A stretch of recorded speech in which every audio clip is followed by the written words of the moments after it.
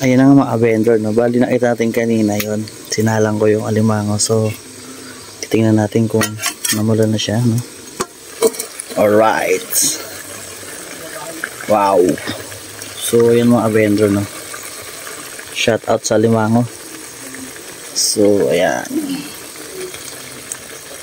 ayan mga vendor. So maya pa mga vendor, hangoy na natin yan.